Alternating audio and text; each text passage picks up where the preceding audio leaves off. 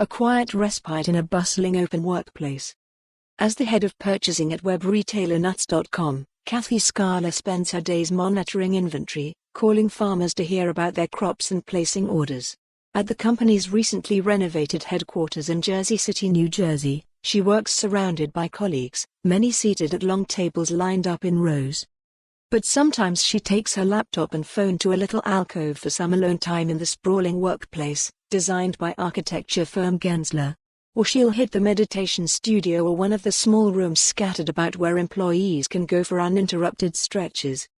"If I'm looking at a contract, I really need to focus," Skala said.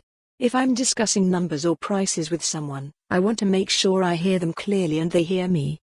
More than a decade since the swing toward open-plan offices, and the resulting backlash from workers concerned about noise and a lack of privacy, a host of ancillary spaces are cropping up in workplaces, offering employees an escape from their, sometimes overly loud, co-workers.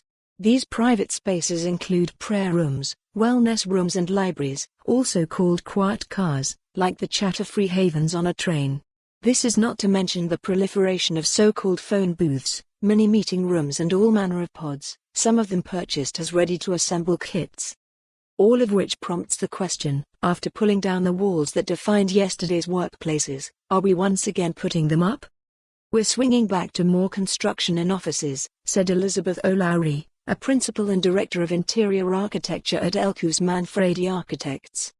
But she and other experts say the difference between then and now is that private space used to belong exclusively to those at the top of a company's hierarchy, with high-level staff ensconced in offices of their own.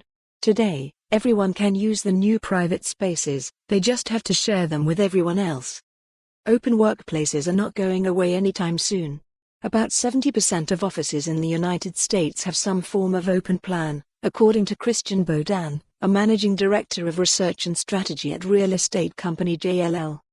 Such plans took off in the name of teamwork, although researchers in recent years have questioned whether they actually do encourage collaboration.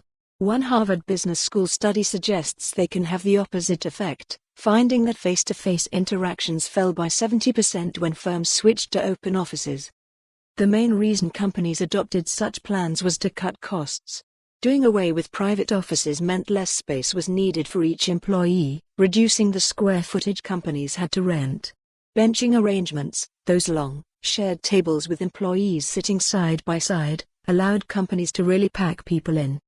For more on this story, visit the news article link.